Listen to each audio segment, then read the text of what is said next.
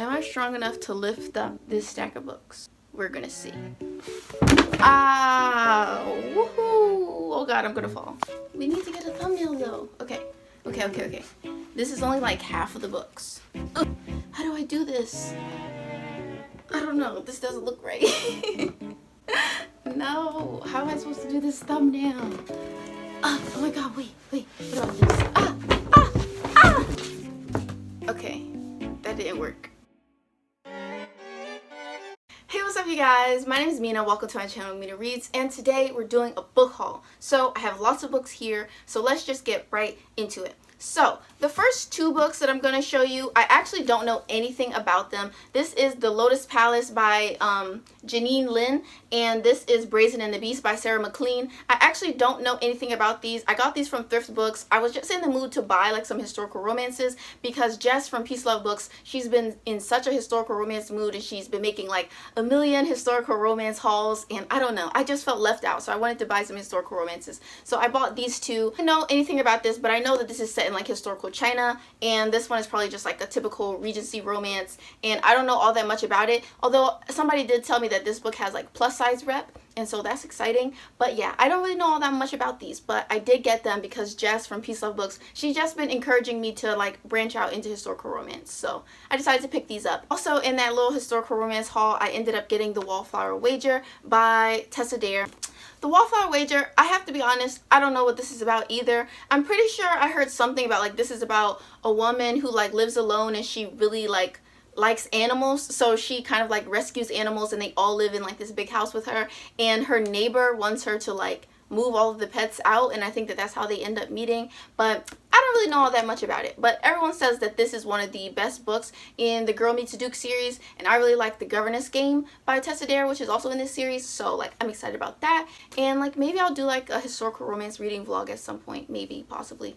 I make no promises, but it could be cool, it could be fun, because I'm not really that familiar with historical romance. So in that same historical romance vein, I have The Rakess by Scarlett Peckham, and I've heard that this is supposed to be like a really feminist historical romance, which I was like intrigued by, and also the cover of this is just like, it's very iconic. It's giving me like more vintage historical romance vibes with like the oil paintings and stuff. Like that's the imagery that's giving, and I love that. But anyway, basically, so this is about a female rake, and so in historical romance, a rake is typically the man, and he's kind of like a scoundrel. He has a lot of premarital sex, he drinks a lot, and he parties, and all those kind of things that make society kind of look down on him but also make him appealing. And typically it's like the rake, and then there's like the, you know, fragile, innocent, wholesome, virginal girl that kind of reforms him. And so basically this is supposed to be like a twist on that trope, and it's about a woman who is a rake, and she's kind of looked down on by society, but she's living her best life, doing her thing, and then she meets this guy who's like a single father, and he's like very wholesome and very sweet. I feel like it'll be interesting to read about this and see how it compares to other historical romance with the whole rake and the virgin trope. So I'm like interested. I have The Temporary Wife Temptation by J.C. Lee, and I basically got this because of the cover, because like look at this. The Harlequin Desire covers are some of the best covers, like romance covers with real people on them, that I've ever seen. The models are so stunning for Harlequin Desire. But anyway, what I know about this, I'm pretty sure this is probably like a billionaire romance or something. It's about this guy, and he's like really rich, and he is about to be the head of his family's company, and his mother wants him to marry some woman that he doesn't want to marry. So he ends up enlisting somebody to be like his fake fiance so that he can get out of his mom's little arranged marriage deal. And I'm excited about it because I really like the fake dating trope. I haven't really read that many like fake marriage trope books, but I feel like this will be fun. And the people on the cover are just gorgeous. So even if the book is bad, I'm still happy that I own it. Then I have A Cowboy to Remember by Rebecca Weatherspoon. I saw Caleb from Insane Reader do this video where he was reading cowboy romances, and I was like, I've never read a cowboy romance, and I need to read a cowboy romance. And then I discovered that Rebecca Weatherspoon, one of my favorite romance authors, has a cowboy romance. So like, I'm there. I'm with it. I want all of it.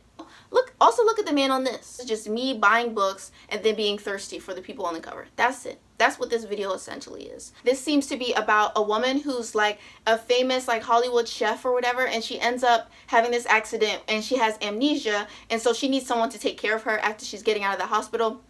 And like her assistant calls the people that used to work at like this ranch that she grew up on, and it's basically like her and her childhood best friends. So I think it's going to be like childhood best friends to lovers, and there's like the amnesia trope, which I'm not a huge fan of, but I trust Rebecca. I think that it'll be fun. So I'm excited to read it, and like this cover is just, it's giving me everything. I'm thirsty.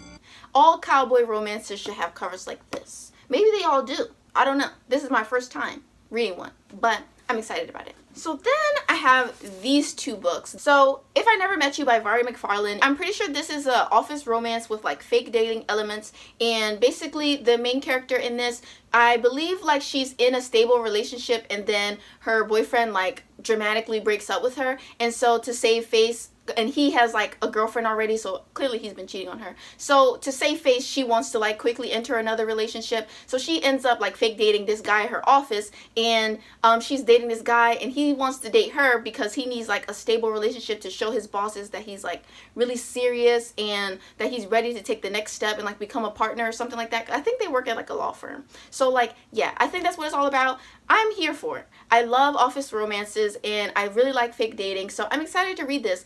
And I feel like I saw some really good reviews for this when it first came out, but I haven't heard many people talking about it recently, so like I hope it's good. Hopefully it'll be enjoyable. I really like the cover. I think it's pretty. And then we have You Deserve Each Other by Sarah Hogle, which is one of my favorite books of the year so far. And I just wanted to own a physical copy. But if you don't know what You Deserve Each Other is about, it's basically about these two characters, Nicholas and Naomi, and we follow Naomi's point of view. And Nicholas and Naomi, they have a very fraught relationship. Their relationship is not what it once was, and they are fiancés and they're planning their wedding. But Naomi does not want to marry Nicholas anymore. She thinks he's trash, and she really wants to break off their engagement. But they already have a lot of money invested in their wedding, and so Naomi is kind of hesitant to call it off because she knows that Nicholas's mother is like very petty, and she will probably try to force Naomi to pay for all of the expensive stuff that their rich ass family bought for the wedding. So Naomi is trying to convince Nicholas to break up with her, essentially. So it's about them like pranking each other and how they fall in love again. And I just love books about established relationships and like characters falling in love with each other again. I'm obsessed with that trope. It's my favorite thing. If you have any like book recommendations about characters who are in a pre-established relationship at the beginning of the book, and then it's about them like fixing their relationship, let me know. It just brings me so much joy. And this book is so funny and it's so fun, and I just really loved it, and it was really good. And I feel like it had a lot to say about like how you can cultivate a healthy relationship.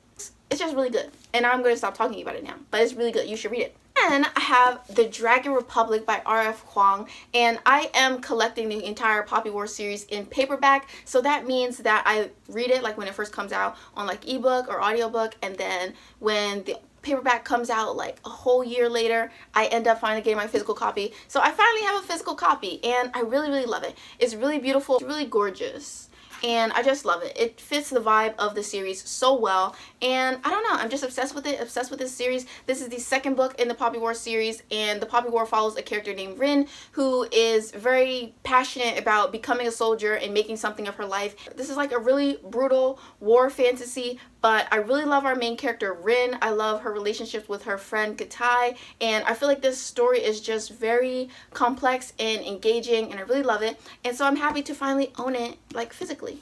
So then I have The Kingdom of Copper by S.A. Chakraborty, and this is the UK paperback edition. I am currently collecting the entire David Bond trilogy in paperback, but I also wanted the UK paperbacks because this is one of my favorite series, and the UK paperbacks are just really pretty to me. Yeah, so my friend, she bought this for me, and she was so kind to buy this for me, and it just like, it just made me so happy when I received this, and I can't thank her enough. So thank you so much, Hannah, for sending this to me. But yeah, so this is the sequel to The City of Brass. If you don't know what The City of Brass is about, it's basically about this girl named Nahri. She's a con woman, and one day she's conning some people, and she's doing like a fake prayer to heal someone, and lo and behold, the prayer is not all that fake, and she ends up summoning a djinn, and she finds out that djinn are real and that there's this djinn city, and she needs to return there because she is part djinn herself, and the story kind of takes off from there. And I won't give you guys too much information, but you can hear more about what the first book is about in my July wrap-up if you're interested. Yeah, I'm so excited to have this, and thank you so much, Hannah.